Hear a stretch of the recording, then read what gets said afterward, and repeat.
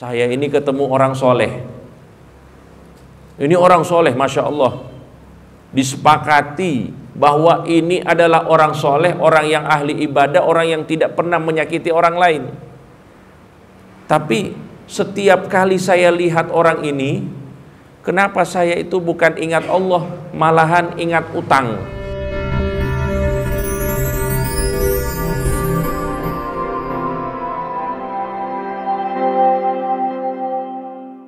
Alhamdulillah, mari sama-sama kita bersyukur kepada Allah Subhanahu wa Ta'ala pada kesempatan malam hari ini masih diberikan kesempatan untuk berkumpul di salah satu rumah Allah dalam keadaan baik.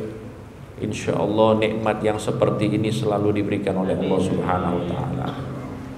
Salawat dan salam mari kita sampaikan untuk Nabi kita Muhammad sallallahu alaihi wasallam, kepada para sahabat, kepada para keluarga, dan insya Allah rahmat dan karunia yang Allah berikan kepada Rasulullah sallallahu alaihi wasallam juga tercurahkan kepada kita umat Nabi Muhammad sallallahu alaihi wasallam. Hadirin hadirat yang dirahmati Allah, jujur saja saya seringkali lewat masjid ini, dan saya dari dulu bertanya-tanya kapan bisa singgah di masjid ini. Alhamdulillah, barokah dari Habib Abdurrahman bisa sampai ke sini. Mudah-mudahan ini menjadi sesuatu yang bisa membuat kita makin dekat dengan Allah Subhanahu wa Ta'ala. Hadirin yang dirahmati Allah, majelis-majelis yang seperti ini sangat kita butuhkan. Apalagi kita sudah berada di akhir zaman yang mana sangat sulit bagi seseorang itu melakukan kebaikan dan mudah untuk melakukan keburukan. Sehingga kita membutuhkan majelis-majelis yang di dalamnya kita diingatkan. Karena majlis-majlis yang seperti ini kalau kita dawamkan hadir, insya Allah kita akan mendapatkan banyak keistimewaan dari Allah Subhanahu wa Ta'ala. Al-Habib Abdullah bin Husain bin Tahir, beliau pernah berkata, majalisut tadhkiri adimatun nadhiri. Majlis-majlis peringatan itu tidak ada tandingannya. Fiha minat tanwiri lisirri wad dhamiri. Di dalam majlis-majlis tersebut ada penerangan. Penerangan untuk apa? Untuk hati-hati. Jadi hati-hati yang mulai gelap, yang mungkin karena perbuatan maksiat ada titik-titik hitam sebagaimana yang disebutkan oleh Nabi Muhammad sallallahu alaihi wasallam. Tidaklah kita berbuat dosa kecuali situ ada titik hitam yang menodai hati kita menjadi gelap. Semakin banyak orang melakukan maksiat maka semakin gelap hatinya. Duduk di majelis seperti ini, kata Habib Abdullah bin Husain bin Tahir, fiha minat tanwiri lisirri wad dhamiri, akan ada penerangan terhadap hatinya. Sallu ala Nabi Muhammad. Malaysa fi kathirin min ta'atil qadiri, yang mana majlis-majlis seperti ini manfaatnya mungkin tidak terdapat di banyak ibadah yang lainnya. Sehingga kita selalu bersyukur, kita selalu memuji Allah Subhanahu wa Ta'ala, dan berharap mudah-mudahan kita selalu diberikan kesempatan yang sama oleh Allah Subhanahu wa Ta'ala. Hadirin yang dirahmati Allah, ini sedikit saya membahas tentang pentingnya kita itu duduk di majelis-majelis seperti ini, mendekatkan diri kita dengan orang-orang soleh. Karena apa? Karena memang ini sangat penting. Sebagaimana yang sudah saya sampaikan tadi, khususnya di akhir zaman, orang mudah untuk melakukan maksiat dan sulit untuk melakukan taat. Ada seorang ulama, yaitu Syekh Ahmad At-Tijani, mengatakan, perbanyaklah di akhir zaman ini min mukaffiratidz dzunub, beramal dengan amalan-amalan yang apabila kita amalkan, insya Allah dosa-dosa kita diampuni oleh Allah Subhanahu wa Ta'ala. Nah, termasuk diantaranya berkumpul di majelis-majelis seperti ini, majelis zikir, majelis sholawat, majelis tadkir, majelis ta'lim dan lain sebagainya. Karena kita duduk di sini otomatis dosa-dosa kita diampuni oleh Allah Subhanahu wa taala. Bahkan ada seorang berkata, saya hadir di majelis ta'lim, tapi satu ilmu pun saya tidak fahami. Ini orangnya Masya Allah ini. Kalau kita yang hadir ya pastinya ada satu dua hal yang kita dapatkan. Tapi orang ini mengeluh, tidak ada satu ilmu pun yang saya dapatkan. Maka orang ini diberitahu, memang kamu tidak akan memang kamu tidak dapat ilmu dari majelis itu. Akan tetapi ingat dosa-dosamu diampuni oleh Allah Subhanahu wa taala. Jadi hadirin yang dirahmati Allah, di sini saya ingin menyebutkan beberapa fadilah apabila kita duduk di majelis-majelis seperti ini, yang mana notabene orang-orang yang hadir di sini insya Allah adalah orang-orang yang soleh, orang-orang yang dekat dengan Allah Subhanahu wa taala. Al-Habib Abdullah bin Alwi Al-Haddad itu pernah berkata, atau tepatnya Al-Habib Ahmad bin Umar bin Sumaid, beliau pernah berkata, al-khairu wasyarru madriyun fil insan. Kebaikan dan keburukan itu sudah tertanam benihnya di setiap manusia. Jadi kita ini kalau dilihat secara utuh, kita ini terbagi dalam dua dimensi. Ada dimensi kebaikan, ada dimensi keburukan. Wala yadhharu illa bimukhalatati ghairihi. Dan keburukan serta kebaikan ini tidak akan nampak dan muncul kecuali kita itu bergaul dengan orang-orang yang semisalnya. Artinya begini, kita ini ada baiknya, ada buruknya.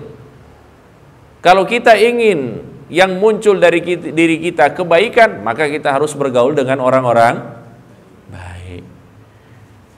Tapi kalau kita ingin memunculkan dimensi buruk kita, maka bergaullah dengan orang-orang buruk. Ini kata Al-Habib Ahmad bin Umar bin Sumaid. Sehingga penting bagi kita untuk memilah-milih teman. Sebagaimana yang disebutkan oleh Nabi Muhammad sallallahu alaihi wasallam, al-mar'u ala dini khalilihi. Seorang itu tergantung teman duduknya. Falyanzur ahadukum man yukhalil. Kalau kita ingin tahu seseorang, jangan tanya orang itu, tapi lihat dengan siapa dia bersahabat. Oleh karena itu hadirin yang dirahmati Allah, ini manfaat yang pertama.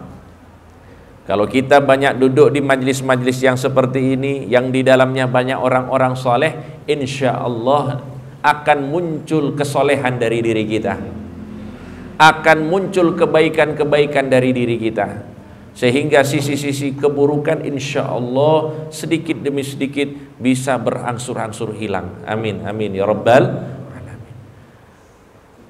Hadirin yang dirahmati Allah, kemudian juga kalau kita itu senang duduk dengan orang-orang saleh, kata Habib Abdullah bin Alwi Al-Haddad, akan muncul rasa cinta di dalam hati kita. Cinta terhadap apa? Pastinya cinta terhadap kebaikan. Mujalasatus salihin tagrisu fil qulubi mahabbatal khair. Duduk dengan orang-orang soleh itu akan menanamkan di dalam hati kita cinta terhadap kebaikan. Karena orang-orang soleh tidak dinamakan orang soleh kecuali dia adalah pelaku kebaikan. Tidak ada orang soleh yang dinobatkan sebagai orang soleh tapi dia jauh dari kebaikan. Makanya apa? Kalau kita duduk dengan orang-orang soleh, yang akan kita lihat adalah kebaikan. Yang kita akan dengar adalah kebaikan. Sehingga inilah yang akan menular kepada diri kita. Minimal apa? Rasa cinta terhadap kebaikan. Mahabbatal khair wa tu'inuhu 'alal khair insyaallah. Dan akan mendorongnya, memudahkannya untuk bisa melakukan kebaikan tersebut. Ini kata Habib Abdullah bin Alwi Al-Haddad. Jadi kalau kita itu sudah mulai loyo, para hadirin yang dirahmati Allah, mulai malas setelah Ramadan, kebanyakan open house, makannya sudah banyak, baca Qur'annya jarang. Nah, ini perlu duduk di majelis seperti ini. Supaya apa? Supaya semangat lagi. Supaya lebih membuat kita lebih kuat lagi insya Allah untuk mengulang kembali ibadah-ibadah yang kita lakukan di bulan Ramadan, yang mungkin kita sangat rutin di bulan Ramadan, dan setelah Ramadan, na'udzubillah, mungkin kita sudah tinggalkan. Sehingga insya Allah dengan majlis-majlis yang seperti ini akan membuat kita lebih cinta kepada kebaikan dan mudah untuk melakukan kebaikan. Amin ya rabbal alamin. Hadirin yang dirahmati Allah, kemudian juga ada satu hadis Nabi Muhammad sallallahu alaihi wasallam. Nah, hadis ini mungkin sudah sering kita dengarkan. Tapi di malam hari ini saya ingin mengajak kita semuanya untuk merenungkan hadis ini. Setiap dari kita pasti bertanya-tanya bahwa berteman dengan orang baik itu penting. Karena apa? Ya, tepat seperti yang disebutkan oleh Nabi tadi, bahwa seorang itu adalah cerminan sahabatnya. Orang Arab berkata as-sahibu sahib. Sahib, teman itu sahib, menarik. Menarik apa? Menarik kita kepada sifat-sifatnya. Kalau misalnya kita berteman dengan orang baik, maka kita akan ditarik kepada kebaikan, dan sebaliknya. Ada seorang sahabat bertanya kepada Rasulullah sallallahu alaihi wasallam, "Ya Rasulullah, shallu ala Nabi Muhammad. Ya Rasulullah, ayyu julasaina khair?" Teman duduk mana yang bagus wahai Rasulullah? Sahabat yang mana yang bagus wahai Rasulullah? Ini ada seorang sahabat bertanya kepada Rasulullah. Ini supaya dapat teman yang baik. Maka dijawab oleh Nabi Muhammad sallallahu alaihi wasallam, sahabat yang baik itu ada 3 sifatnya. Mungkin ada yang bertanya ini, saya ini ketemu orang soleh. Ini orang soleh, Masya Allah. Disepakati bahwa ini adalah orang soleh, orang yang ahli ibadah, orang yang tidak pernah menyakiti orang lain. Tapi setiap kali saya lihat orang ini, kenapa saya itu bukan ingat Allah, malahan ingat utang. Ini contoh. Nah, ini pertama jawabannya pertanda orang ini banyak utangnya. Yang kedua, mengingat Allah itu bukan berarti kita membayangkan Allah. Mengingat Allah itu adalah bagaimana perintah-perintah Allah kita jalankan, bagaimana larangan-larangan Allah kita tinggalkan. Itu mengingat Allah subhanahu wa ta'ala. Membayar utang itu apa itu? Mengingat Allah, termasuk mengingat Allah, kewajiban. Jadi ketika kita melihat seseorang, kemudian dengan kita melihat itu, kita termotivasi untuk ibadah, kita menjadi takut kepada perbuatan maksiat, itu adalah salah satu gambaran dari mengingat Allah subhanahu wa ta'ala. Jadi seperti itu. Man dzakarakum billahi ru'yatuh. Kita yang malas ibadah, ketika lihat orang itu langsung semangat ibadah. Masya Allah. Kemudian yang kedua, wazada fi ilmikum mantiquh. Kalau dia bicara, maka akan bertambah ilmu kita. Nah, orang yang seperti ini yang kita butuhkan. Apalagi di akhir zaman ini sangat jarang orang yang seperti ini. Orang yang kalau kita bicara dengan dia, ilmu kita bertambah. Ini yang dimaksud di sini adalah ilmu-ilmu yang manfaat. Ilmu-ilmu yang buat kita dekat dengan Allah subhanahu wa ta'ala. Bukan ilmu-ilmu tentang apa ini, sepak bola ini malam ini. Ini banyak yang gak hadir kayaknya gara-gara nobar ini. Kalau bicara sepak bola, Masya Allah, luar biasa. Ilmu-ilmu tentang politik, ilmu-ilmu tentang yang tidak manfaat, nah ini berarti kurang baik. Sahabat-sahabat yang seperti ini lebih baik kita jauhi. Bukan berarti berbicara tentang hal-hal yang mubah itu tidak boleh, boleh. Tapi kalau misalnya setiap kali ketemu yang dibicarakan itu terus, Nah, ini harus mengambil jarak. Karena apa? Karena yang disampaikan ini adalah ilmu-ilmu yang buat kita jauh dari Allah Subhanahu wa ta'ala. Oh, kalau begitu yang layak dijadikan teman ini hanya ustadz-ustadz ini. Soalnya ilmunya ustadz-ustadz ini kan ilmu-ilmu agama. Berarti jangan bersahabat kecuali dengan ustadz-ustadz. Wah, ini bahaya juga ini. Ini maksudnya bukan seperti itu. Apapun yang kita dibicarakan, yang mana pembicaraan itu membuat kita lebih dekat kepada Allah Subhanahu wa ta'ala, itulah ilmu yang manfaat. Saya punya guru fisika, tapi dia buat sebuah penelitian fisika menggunakan firman Allah Subhanahu wa ta'ala. Masya Allah. Ini sedikit promosi. Beliau membahas tentang getaran resonansi di dalam, pokoknya ya saya juga kurang paham sebenarnya. Di situ beliau mengutip firman Allah Subhanahu wa ta'ala tentang apa? Orang yang beriman apabila mendengarkan ayat Al-Quran, apa yang terjadi? Wajilat qulubuhum, bergetar hatinya. Masya Allah. Di situ beliau uraikan.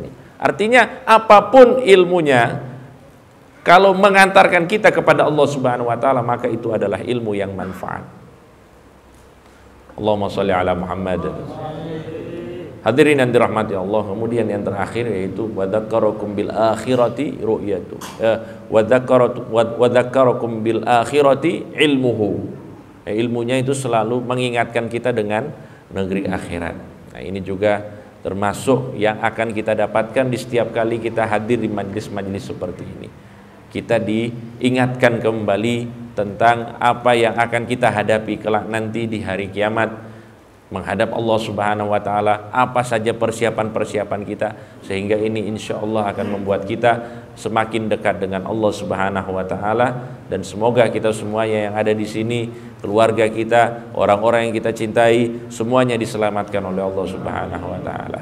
Dan semakin banyak kita duduk di majelis seperti ini, maka akan semakin kuat iman kita kepada Allah Subhanahu wa ta'ala. Ini sebelum saya akhiri, saya tutup dengan satu kisah. Ada seorang ulama namanya Sulaiman Ad-Darani. Ini mohon maaf ini yang ngantuk-ngantuk. Mohon maaf tambah waktu, insya Allah 5 menit ya. Boleh? Boleh. Bolehnya kurang ikhlas kayaknya. Boleh? Nah, boleh insya Allah. Jadi dulu ada seorang ulama namanya Sulaiman Ad-Darani. Sulaiman Ad-Darani ini salah satu ungkapan beliau yang masyhur. Beliau menyampaikan apa? Laulal lail. Ini ungkapannya saya lupa ini. Laulal lail, kalau bukan malam hari, aku tidak betah hidup di dunia ini. Kalau dunia ini cuma siang terus, saya tidak betah katanya. Untung dunia ini ada malamnya, maka saya betah. Karena apa? Di malam hari dia ibadah kepada Allah Subhanahu wa ta'ala. Ahli ibadah luar biasa. Tahukah kita Sulaiman Ad-Darani ini seorang tokoh, seorang wali Allah Subhanahu wa ta'ala. Dulu beliau ini pemain musik. Kalau zaman sekarang apa? Gitar. Main gitar, semuanya beliau bisa. Di rumahnya itu penuh dengan alat musik. Satu ketika kata beliau, saya pernah pergi ke sebuah majelis. Di majelis itu disebut dengan Majlisul Qassas. Jadi majelis yang menceritakan tentang manakib orang-orang soleh. Kalau zaman sekarang mungkin seperti haul atau ya seperti majelis-majelis ta'lim pada umumnya atau pengajian umum. Saya hadir di Majlisul Qassas. Ketika saya duduk, saya merasakan ada sesuatu yang masuk ke dalam hati saya. Kayak ada getaran-getaran yang membuat saya itu sadar. Saya rasakan itu. Tenang hati saya. Setelah saya mendengarkan itu, saya beranjak. Saya berdiri. Ternyata rasa itu langsung hilang seketika. Masya Allah. Hilang. Padahal tadi barusan saya rasakan. Apa yang saya lakukan setelahnya? Saya duduk lagi.